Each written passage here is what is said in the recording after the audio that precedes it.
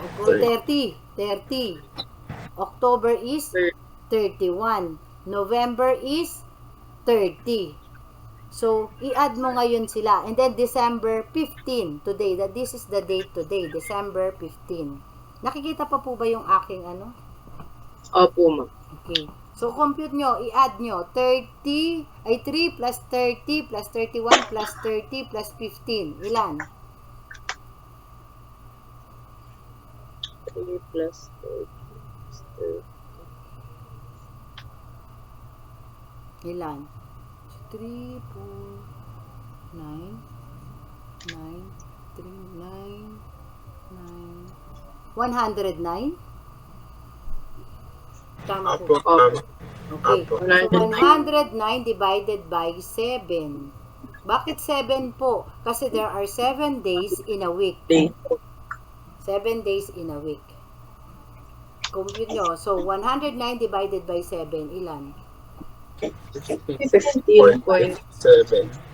16.7. Ilan? Ilan? 15.57. 15.7. Ano po ba? 1.5?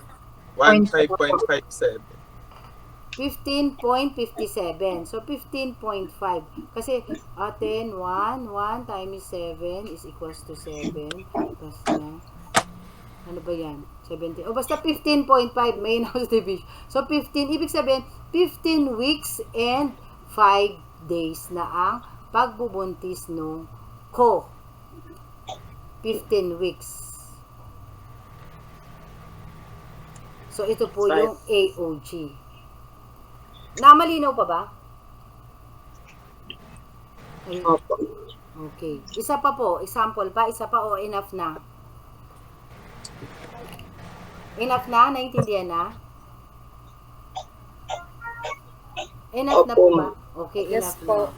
Okay. So, yun po ang pag-compute ng AOG in weeks. Kasi usually sa health center, yun ang tinatanong ng mga doktor. Sino po ba nagko-compute niyan? Student ang hinahayaan namin mag-compute. At siya rin ang nakikipag-usap sa doktor. Doktor, ito na po yung age of AOG niya. So, i-measure mo ngayon, akma ba yung fundal height sa age ng pagbubuntis niya. Kasi baka masyadong malaki yung kanyang pagbubuntis sa edad ng pagbubuntis niya. Kino-compare pa rin po kasi yan. Okay? So, that's it. Ay, ito pala, may sample pala ako rito. Ayan. If LMP is February 6, 2009, ayan, plus 2 plus 7. So, November 13, 2009 ang kanyang EDC or EDB. Okay? Next. Assessment of fetal growth and development. Ano yung reason bakit natin i-assess ang fetal growth and development? To manage the pregnancy, to determine the potential outcome, plan for possible complication at birth, and plan for problem that may occur in the newborn. Decide whether to continue the pregnancy and discover conditions that may impact the future pregnancies. Those are the things or the reasons why we have to assess the fetal growth and development. Okay? Next is the pregnant woman assessment includes. Diba tapos na kayo dito sa PA nyo, health history, getting of health history. Okay? So, during sa PA, alam ko kasama to. So, bakit kailangan importanteng makuha ang health history ng isang babae? For us to establish baseline data. Kasi dito malalaman, ano po ba yung normal nyo? Baka naman ito talagang disease na ito, noon pa na nangyayari. Okay? Na kaya niya namang i-live with this kind of disability. Di po ba? So, health history. So, ano po yung kailangang malaman? Ask the mother about the following. Demographic data, the name, of course, and then the age. Bakit kailangan ng age? Kasi syempre, ang age kapag masyadong bata ang pasyente, ang isang babae, hindi pa ganoon ka-develop yung kanyang reproductive system. At kung masyado namang matanda ang babae para magbuntis, baka magkaroon ng future complications. And then the marital status is also included. Bakit? Kasi baka mamaya unwed ang nanay na ito. Or aksidenteng nabuntis. Pero wala naman pong aksidenteng pabubuntis. Hindi naman yan katulad ng aksidente na nasagasaan ka, nabuntis ka ba agad? Hindi po, di ba? Meron walang ganong klaseng except sa mga rape cases. Okay? Baka kasi itong pregnancy na to is ayaw na, unwanted na, unplanned, di ba? And then, the address. Kailangan nyo rin malaman ang address. Kasi bakit? Baka itong pasyente nito ay nakatira sa gilid ng kalsada wherein prone hazard or accidental hazard, or nakatira sila sa kabundukan wherein hindi mo na siya makikita, isang beses na magpapa-check up and then wala na, naglaho na siya. At kapag public health nurse ka, nilolocate mo ang pasyente mo. Hindi pwedeng, hindi na siya bumalik. Kailangan may reason ka. Kasi tatanungin ka, anong ginawa mo para ma-locate or mabalik tong pasyente na to na hindi na nagpapa-check up? And that is your responsibility. Kasi di ba sabi nga natin, nursing is caring. Kailangan alagaan natin yan. Hindi pwedeng wala tayong pakialam sa pasyente na kahit bumalik pa siya o hindi, bahala na siya sa buhay niya. Hindi pwedeng ganon. So, dapat alam natin ang address. Kung ano ang nature ng pinagtitirahan niya. Baka mamaya, nasa gilid ng ilog na baka anytime, pag bumaha, matangay pati yung bahay. Okay, siyempre importante rin yung contact number. So, karamihan naman ngayon, mayroon ng cellphone. So, para makontak mo siya, anong nangyari? Bakit hindi po kayo bumalik sa appointment date nyo? Kasi nire-report nyo yan eh. Meron kayong monthly reporting, quarterly reporting, tatanungin kayo niya ng mga supervisor nyo. Ano nangyari dito sa pasyente mo? Bakit hindi na bumalik? So, kailangan may reason ka. Okay? And then, the occupation. Baka mamaya, itong buntis na to nagtatrabaho sa pabrika wherein o-operate siya ng malalaking machineries, di ba? Baka kailangan ng force pagtulak sa mga machine. Baka tinutulak niya yung truck. Okay? So, kailangan maintindihan niyo yung klase ng occupation. Kahit sa mga nurses, di ba? Frontliner. Kapag buntis ang frontliner, hindi yan nilalagay sa area na magri-risk, na magpuput sa risk ng baby tsaka ng pasyente or ng nurse. Dadalhin yan sa mga area wherein, for example, sa OB, lahat naman yan, mga buntis, hindi naman pagkakasakit ang pagbubuntis. So, dun ilalagay yung nurse na buntis. So, inaalagaan po yun. Okay? And then, the education. Ito nga, sabi nga natin, kapag uneducated ang isang babae, ang hirap niyang i-encourage.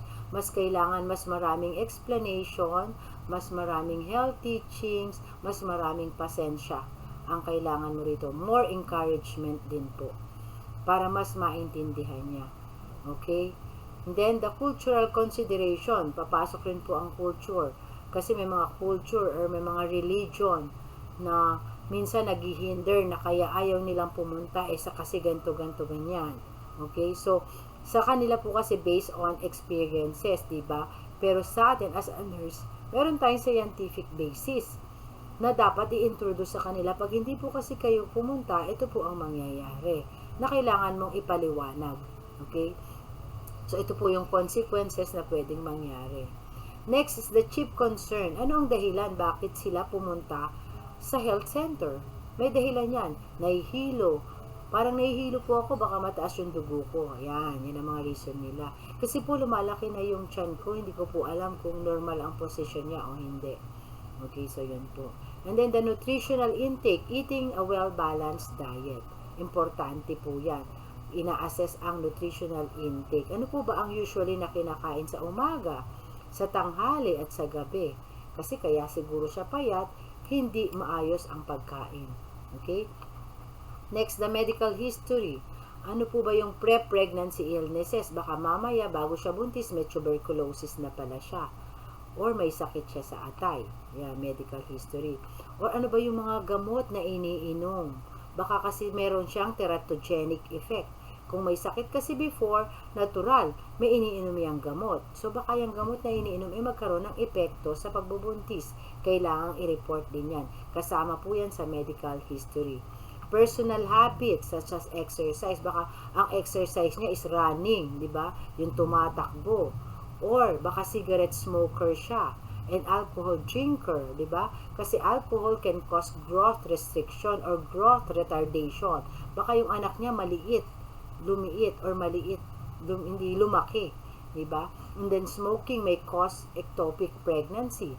Di ba? Sabi nga natin yung nicotine naka-attach lang yan sa mga tubes and sa ectopic ang fallopian tube natin ay liliit kung laging smoker si nanay. So, kahit hindi smoker si nanay, pero baka si tatay naman, smoker. Or second-hand smoking, di ba? Nalalanghap din ng nanay yung usok na binubuga ng tatay kahit hindi siya nagsisigarilyo. Nagiging smoker na rin siya. And then the family history, both the mother and the father side. Dapat malaman mo ano ba ang merong history sakit sa mother side. High blood ba? May cancer ba? Meron bang stroke sa family? Meron bang asthma? So both father and side kailangang malaman mo kasi it contributes. Baka pwedeng ma-develop rin sa kanya yon anytime. Kasi medyo hihina siya. Siyempre, pag humina, yung mga mahinang parts ng katawan, yun ang madaling maapektuhan ng sakit. Next is the gynecologic history. Ano yung mga naging sakit niya na concern sa pagiging babae? It includes menstrual cycle. So, gaano ba kahaba ang isang menstruation niya? Regular ba ang menstruation niya? Gaano karaming pads ang nasosoak for each menstruation? Okay? And contraceptive history. Ano po ba yung contraceptive history na yan? So, ano ba yung ginamit niyang contraception? Nag-pills ba siya before? Nag-IUD? Nag-implants? And so on. So, kasama yan sa gynecologic history.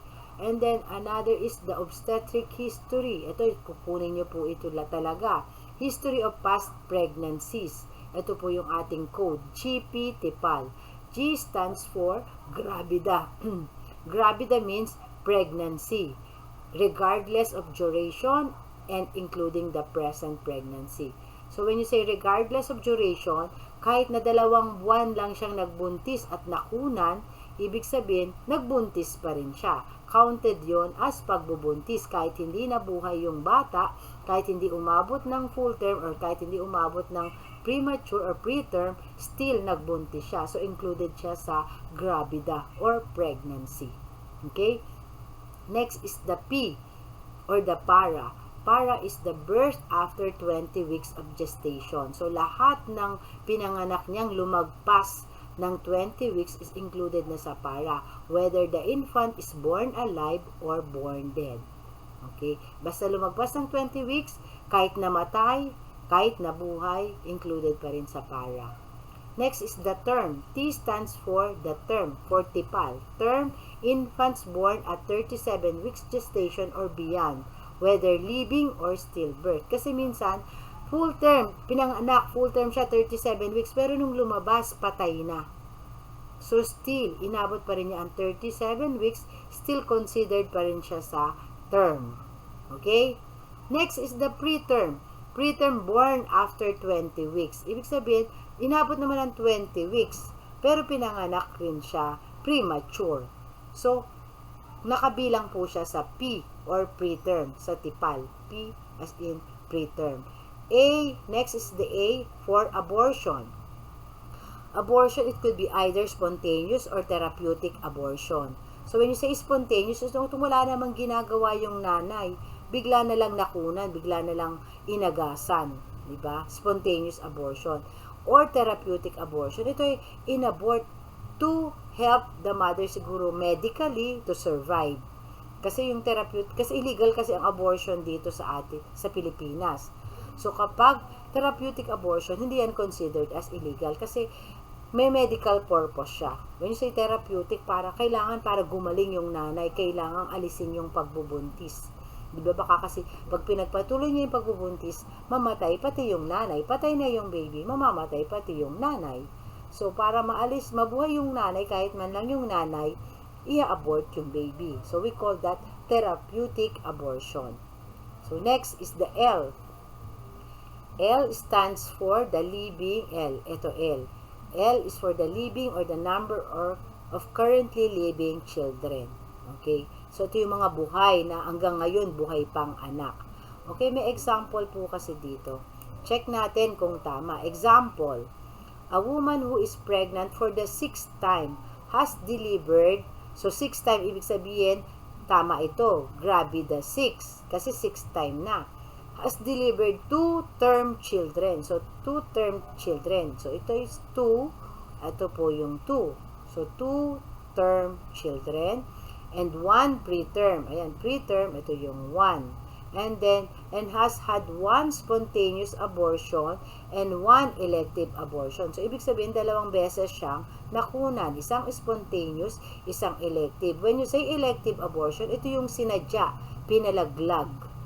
Uminom ng kung ano mang gamot or nagpalaglag sa manghihilot through elective abortion. So, 2 beses na siyang na-abort. So, 2 ang kanyang A. And then, the living children is 3. Okay, ayan, 3 yung living children niya. So, ang magiging GPT-PAL niya or ang OB digits na tinatawag is gravida 6 para 3 with a TPAL of 2, 1, 2, 3. Tama ba ito? Check nyo nga kung tama. Kasi, pag kinumpute mo, 2 ang term. Isang premature, 2 abortion. Mali. Po. Ano po ang mali dyan? Kasi pag kinumpit mo yung 2 plus 1 plus 1, ibig sabihin, 5 na siyang 5 lang nagbuntis. Oo, 5. Pero, 3 yung anak niya na living children. So, 5. So, pag kinumpit mo yan lahat, parang hindi siya nagbabibe sa gravida 6 para 3. So, ano kaya ang naging problema? Ano ang mali dyan? Maybe, kasi para mag-total siya dapat ng 6. Kasi 5 beses lang siya nagbuntis. Dito, lumalabas 5 beses nagbuntis. 3 ang buhay. Pero bakit dito naging 6 kaya? Gravida 6. So, lahat naman to pinagbuntis niya. Yung term, yung premature, tsaka yung abortion. Lahat naman yan pinagbuntis niya. Pero 5 ang total niya. Ito, hindi mo pwedeng i-add to kasi 3 yung buhay. Okay? So, itong term at saka yung isang premature. Ibig sabihin premature, Nasa loob pa lang nabuhay. po yung isa po. Opo. Ibig sabihin, hindi na-include yung pinagbubuntis niya ngayon. Na-exclude. So, pag inad mo siya ngayon, so, kung hindi mo sinama to, kasi hindi pa naman pinanganganak itong na pinagbubuntis niya. Tama po ba? Opo. Okay. So, yun po yun. Hindi na-include yung pinag-present pregnancy niya. Okay? So, yun po. Kayo ang mag-i-interview nito sa pasyente. Ito po minsan nakakalito na sometimes yung mga doktor, nililito talaga ang estudyante. Pero ang guide nyo lang po is GPT-PAL. Okay? So, yun po. Gravida para term, premature abortion, and living children. Okay. Then, other key term. So, ito naman other key term. Nulligravida. Nulli means a woman who has never been pregnant. Primigravida, a woman who is pregnant for the first time. Multigravida, a woman who is on her second or any subsequent pregnancy. Ibig sabihin, marami ng anak. Nullipara, woman has not given birth at more than 20 weeks. Ibig sabihin, nagbuntis siya pero hindi inabot ng term na wala. Pero kaya hindi siya nagkaroon ng anak na buhay. Kaya nullipara. Pero hindi siya nulligravid kasi nagbuntis pa rin siya. Wala nga lang siyang buhay na anak. Para kasi means living children. Then primipara had 1 birth at more than 20 weeks gestation. Multipara had 2 or more births at more than 20 weeks gestation. Ibig sabihin, marami na siyang anak. And then grand multipara has carried 5 or more pregnancies to viability. Ibig sabihin, marami na siyang beses nagbuntis. Nung mga time po, nung maliliit ako, ang mga usong panganganak nun, 5, 8, 6, yan ang mga dami ng anak before. So, they will be called grand multipara.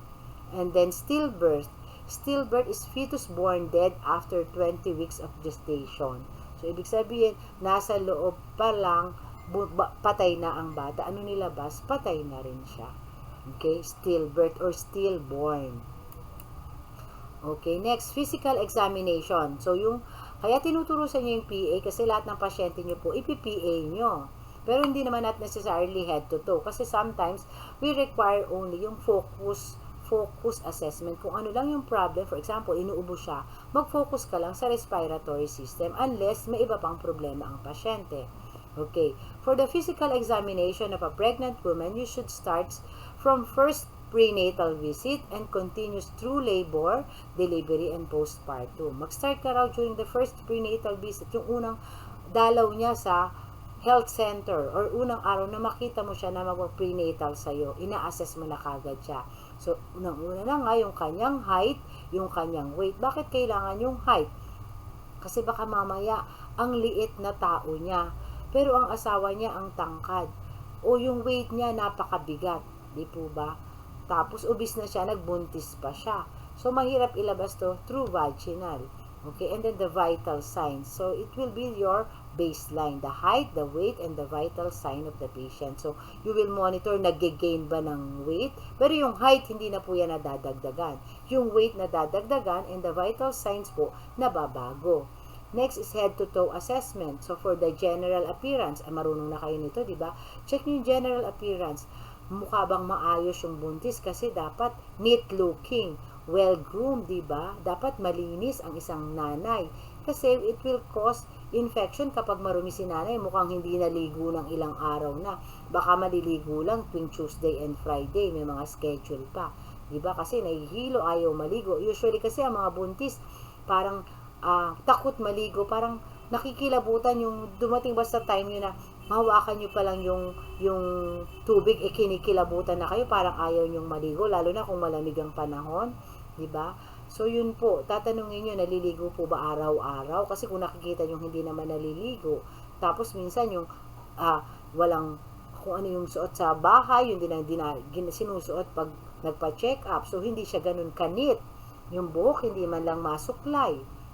So, you have to check the head, the scalp. So, yung ginagawa nyo po sa physical assessment. Okay? And then, the fundal height and the fetal heart sounds. So, yung fundal height po, i-measure nyo yan. Kaya dapat may tape measure kayo sa inyong bag. Diba? Paano po ba pag-measure ng fundic height or fundal height? So, gagamitin nyo po ang tape measure nyo in centimeter. Hindi inch ha, centimeter. For example, ito po yung tiyan ng nanay. Okay, ito yung ulo, ito yung paa. Okay. So, sa fundal height, for example, ito po yung baby. Ayan, yung baby. So, start ka from the symphysis pubis, mula dito, and then, i-feel mo yung tiyan, kung hanggang saan lang yung baby. Kung hanggang saan lang yung baby, hanggang dun lang yung iyong tape measure. No need to measure the whole abdomen. Okay? Kasi minsan hanggang dito lang yung baby, pero yung laki ng tiyan, hanggang xiphoid process na. Ito yung lungs ng nanay. Hanggang dito, malaki. Diba? Malaki yan. Ito yung breast ng nanay. Yan, lumaki na ako ng sobra. Ayan. Ayan yung tiyan, hanggang dito. Tapos ito naman yung breast ng nanay. Ayan. So, ang i-measure mo lang from the symphysis pubis, yung pinaka-bone. You feel for the bone, yung puklo. Alam nyo ba yung puklo? Yung matigas na parte. Yung bone. Hanggang bone, mula sa bone, papunta, feel nyo hanggang saan lang yung nakakapa na katawan ng bata. Okay? Kung asan lang yung fundus ng uterus, hanggang dun lang ang measurement. So, for example, 23 cm mula sa symphysis pubis hanggang dito sa palpable part ng fundus ng uterus. So, yun lang po ang ito-document mo. Hindi mo i-measure buong tiyan. Hanggang dito, hindi. Hanggang dito lang po. You have to feel, you have to locate asan ba ang fundus. Gets po ba? Hello? May nanonood pa ba sa akin? Apo, ma'am. Okay. So, yun po yung Opo, ma'am. Okay, yun po yung fundal height. Nakita naman, ano? Okay. So, pag nakita mo na ito yung baby, ilolocate mo ngayon yung fetal back. For example, ito yung fetal back. Dito nyo na ngayon ilalagay ang stethoscope nyo to hear the fetal heart sounds. Kasi ito yung pinaka-near na marinig nyo yung heart sound ng baby doon sa fetal back. Hindi naman pwedeng dito sa likod ng nanay, mas merong bone, merong laman, di po ba? Mas mahirap pakinggan, kaya dito po yung nearest portion na pwede yung pakinggan yung fetal heart sounds. Gets po? Okay. So, yun po ang pag-measure ng fundic height at saka ng fetal heart sounds. Ituturo po sa inyo yan paano pag-palpate at paano pakikinggan yung fetal heart sounds. Okay. Question po. Naintindihan po ba? Opo. Okay. So, yun po. Yes And then, po. another examination is the pelvic examinations. The woman's internal and external reproductive organ. Okay, check nyo. Ano yung check nyo internal? External genitalia. Kung may inflammation, may infection, may ulceration, may lesion, and may vaginal discharges. Okay. Ano pa? Sa internal genitalia naman, yung cervix, yung color. Ano ba yung position niya? May lesions ba? May ulceration, may discharges, and may abnormal appearance are noted. So, dapat makita nyo. Mabivisualize nyo yan using later. Makikita nyo kung paano. And then, for the color of the non-pregnant cervix, it is light pink. Pag pregnant, the cervix is almost purple. Kasi di ba may Chadwick sign tayo. Almost bluish or purple in color yung vaginal canal.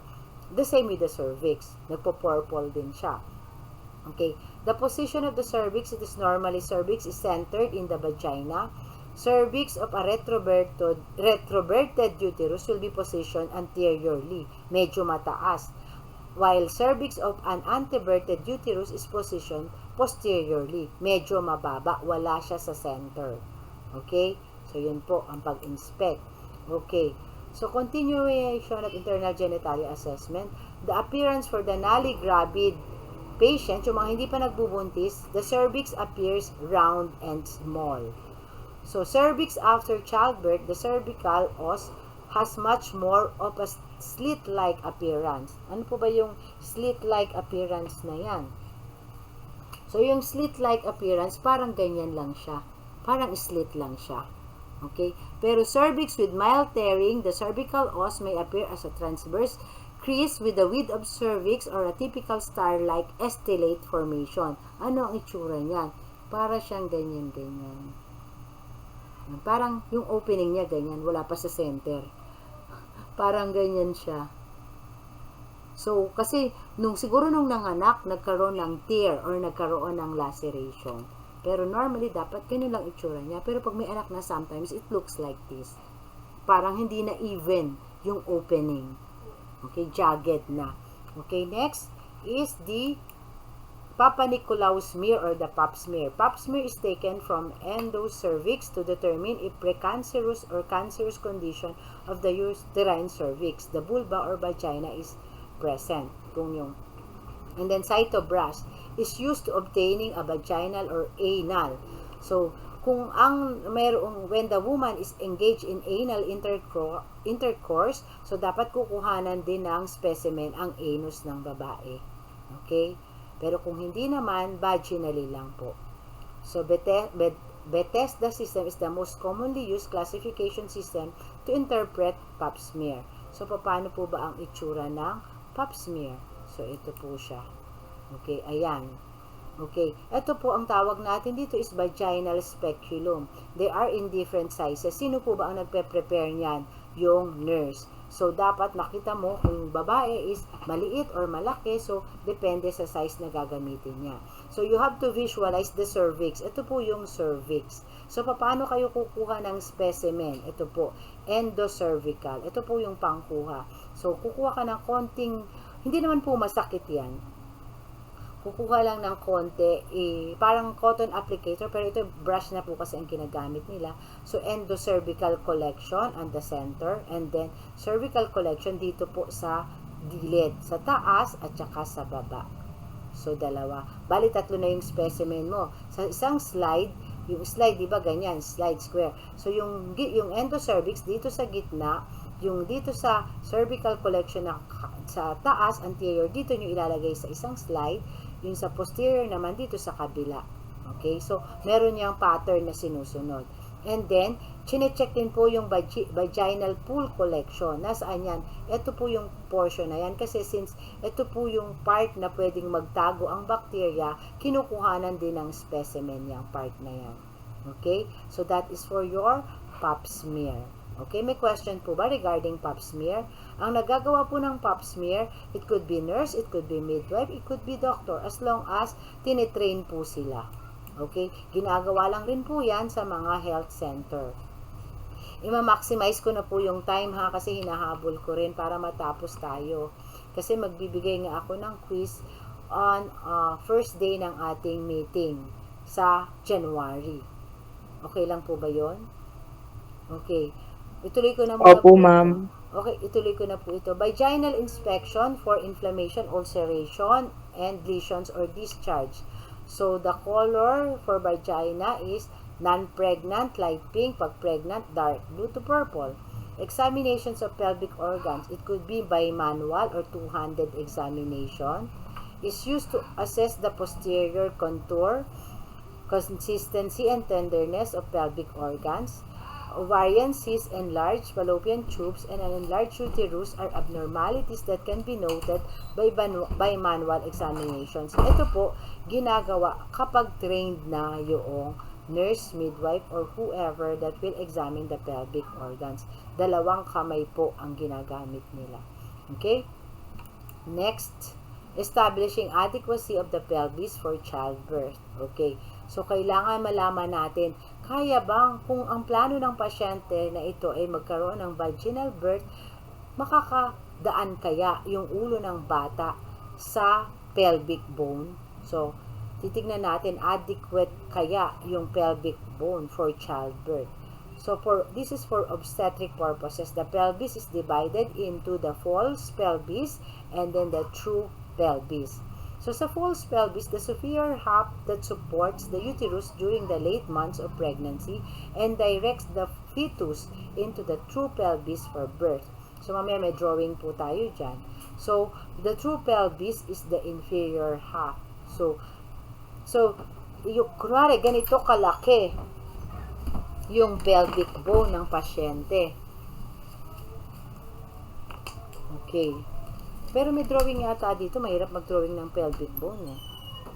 So, okay. Example, this is the pelvic bone. Ito yung pelvic bone. Ito po yung pelvic bone na nakakonect. So, ito po yung false pelvis. Ito po yung malapad sa katawan. So, ito po yung tinatawag na, asa na yung kanina, linea terminalis. The imaginary line that divides the true and false pelvis. It is drawn from the sacral prominence to the superior aspect of the pelvis. Okay. So, yung false pelvis, balikan natin tong drawing na ito. So, ito po yung false pelvis. Dito nakalagay yung ulo. Pag malapit na pong manganak, bumababa yung ulo ng bata dito sa true pelvis. Ito po yung linya terminalis. Ito yung nagdi-divide sa false pelvis at sa true pelvis. Ito po yung symphysis pubis, yung puklo, yung nararamdaman nyo sa harap. Kung babae, sa babae. Or kahit lalaki, may symphysis pubis din ang lalaki, di ba? Yung bone sa harap nyo, ito po yan. So, kapantay po niyan, itong inyong, ang tawag dito, yung arc nung inyong nung spine, di ba? Ito yung puwet puwet yan, puwet. Ito naman po yung ischial spine. Yung ischial spine, hindi pa natin na-discuss ang ischial spine. Okay. So, dapat po kayang lumagpas ng ulo from the false pelvis, papasok dito sa false pelvis, and then out sa vagina. Kasi ang vagina po, ito ang vagina. Ayan ang vagina. Pag ganyan, ang bata lalabas. Okay. Kasi mahirap i-measure, wala tayong, tawag dito. Parang pag ganyan yung bata lalabas, pag ganyan siya. So, for example, ito yung, pag nagpapaanak ka, ayan yung bata, gumaganyan siya. Yumuyuko. Nakikita po ba? Yumuyukong pag ganyan. Okay. Ito ang nagdadirect, itong form ng pelvic bone, ang nagdadirect paano lalabas ang bata. Okay. So, meron, ayun, tama. Yun na pala. Then, next, part of the pelvic bone. Ano ba yung part ng pelvic bone? The inlet, the outlet, and the pelvic cavity. The inlet is the entrance to the true pelvis. The level of the linea terminalis is marked by the sacral prominence. Okay. The outlet is the inferior portion. So, ibig sabihin, ito po yung inlet, ito po yung outlet. So, yung true pelvis is the outlet. And this is your pelvic cavity. Okay. Ito yung cavity. Asan na yun? Okay. The pelvic cavity is the space between the inlet and the outlet. It is not a straight but a curved passage. Kaya nga yumuyuko yung bata pag lumalabas kasi curved siya. The purpose of its curve is to slow and to control the speed of birth. Kasi pag talaga ng anak, pag maraming tubig, mabilis siyang manganak, mabilis lalabas. Pero isa pong purpose talaga is to slow para mabagal ang paglabas at makatch nyo. Alam nyo, dapat pag nag-catch kayo, may position na itinuturo sa inyo yan. Kasi paano pag-catch kung matubig, madulas, tapos naka-gloves pa kayo? Mahirap i-catch ang baby. Pag nahulog ang baby sa floor at namatay, papalitan nyo yan. Dapat kamukha din nung papalit nyo yung baby. Kaya nyo yun. Okay, kaya be careful. And then, its curve is to slow and control the speed of birth. The snugness of the cavity compresses the chest of the fetus. So, pagdaan ng chest doon sa pelvic inlet, nako-compress yung chest. Pag na-compress yung chest, yung fluid na present on the chest, kasi di ba sabi nga natin sa loob, nagsasakil yung baby nakalutang sa fluid. So, probably yung chest niya, meron ding fluid. So, pag nagdaan siya sa cavity or dun sa pelvic, mako-compress yung chest, mai-squeeze out lahat ng merong tubig sa lungs ng bata. So, pag na-squeeze out na yan, lalabas siya, iiyak siya. So, ang mapapalit naman ngayon po, air. Yung first cry ng baby, yun ang first air or first breathing din niya. Okay? Yung first cry is the first breathing. So, importanteng ma-squeeze yung chest para maalis yung tubig. So, ang nagiging problema po pag cesarean, kasi hindi naman dumadaan vaginally. Paano ma-squeeze? Kaya minsan, mas mahirap huminga ang bata, mas mahirap paiyakin ang bata kapag cesarean birth. Kaya kapag cesarean birth, yung pedya, tinatawag agad. Kasi mahirap ng buhayin, mahirap paiyakin ang batang cesarean. Okay? And then, this helps expel lung fluid and mucus and thereby prepare the lung for good aeration at birth. Okay? Naintindihan po ba? Yung inlet, outlet, and the pelvic cavity? Ma'am, saan po ba yung naiipit yung ulo yung sinasabi po nila? Ano po? Naiipit? Pag naiipit. Kasi, saan naiipit? Opo. Saang parte? Kasi kung kasi maliit talaga itong daanan, eksakto lang sa ulo. Kaya nga you have to measure. May mga conjugate tayong tinatawag dyan. Ginagawa rin po yan ng mga doktor. So kasi masyadong fit lang, enough lang yung ulong makapas, pati yung katawan. Kasi once nakasurvive yung ulo, pag lumabas kasi yung bata, ganyan ang shape ng ulo niya, palabas din siya pag ganyan. Okay? Once na nakapas yung ulo, ibig sabihin, mas madali nang makapas yung katawan. So, since maliit yung dadaanan, na-squeeze din yung kanyang chest. Ito po yung portion na masikip na daanan, yung pelvic bone. Kaya nga, kailangan makita rin yung height ng pasyente or ng nanay. Kasi pag maliit ang babae, naturally, maliit din yung kanyang pelvic bone. Alam nga namang maliit yung babae, ang laki-laki ng balakang. So sa bagay, may mga ganong klase nga. Maliit na babae pero malaki ang balakang. Pero mostly kapag maliit ang babae, proportion lang na maliit din yung kanyang balakang. So hindi ina-advise sa babaeng maliit na manganak vaginally. Sinasabihan kagad siya na kailangan mag-cesarean. Lalo na kung ang asawa niya malaki. Diba? So, hindi impossible na ipalabasin natin siya dito. Mahihirapan yung nanay, the same time, with yung baby, mahihirapan din. Kaya nga, we have to get the height. Okay? Dapat at least 5. Okay? So, ito po yung portion na nahihirapan or masikip na dinadaanan. Okay? Ito po yun. Na-clear po ba ang tanong mo? Opo. Thank you po. So, yun po yung sa pelvic cavity. So, types of pelvis. So, there are 4 types of pelvis. Pelvic bone. Gynecoid or the female pelvis. Yung balakang ba? Gynecoid, female pelvis. Ano ba ang description ng gynecoid pelvis? It is well-rounded inlet forward and backward and has a wide pubic arch. It deal for childbirth. So, ito po yung dapat na balakang meron ang babae. Diba? Sasabihin nila, yung babae, balakang niya parang bakla. Baklang may balakang babae. Ano yun? Ko rin maintindihan. So, pag babae ka, dapat gynecoid ang type ng pelvic bone mo. Android naman is a male pelvis. Ito naman, medyo makipot, narrow, medyo maliit. Diba? Pag lalaki, maliit ang balakang. Pag babae naman, malapad ang balakang.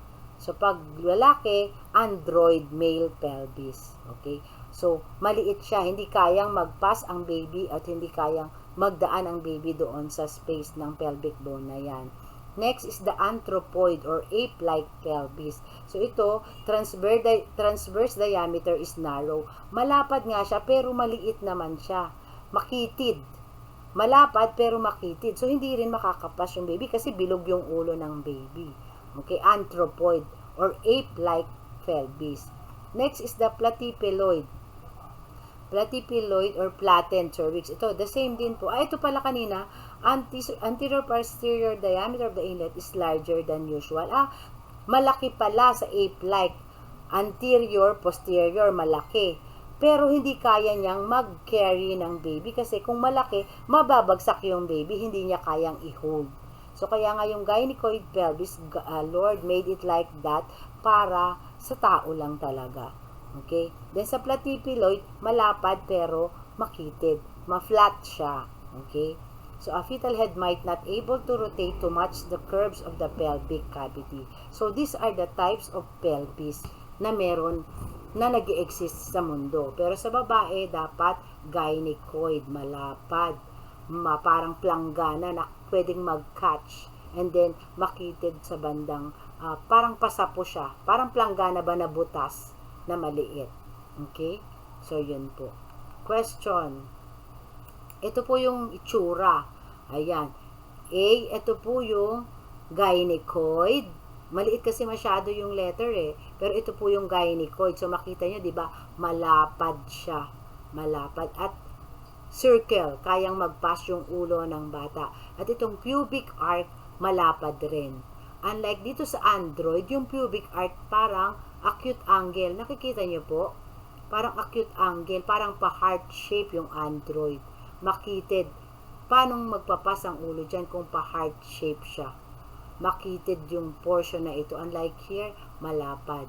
Ito naman yung platypeloid.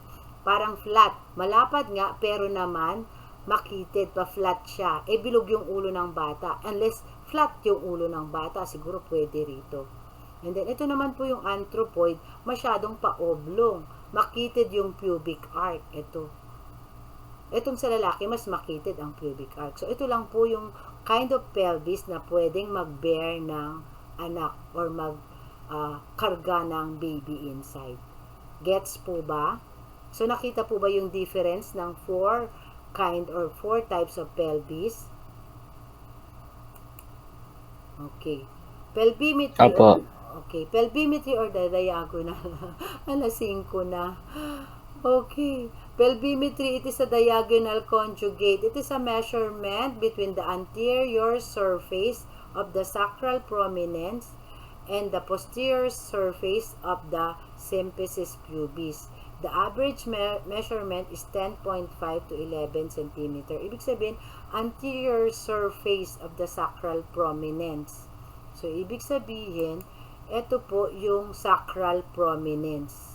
Ito po yung posterior surface, yung likod, posterior surface of the symphysis pubis, yung sukat ng posterior surface ng symphysis pubis at saka yung anterior surface ng sacral prominence. Sacrum kasi ito di ba? Ito yung sacrum. So, yung sukat niya dapat 10.5 to ilan nga raw? Asa na? 10.5 to 11 cm para mag-pass yung baby. Ganun daw dapat yun.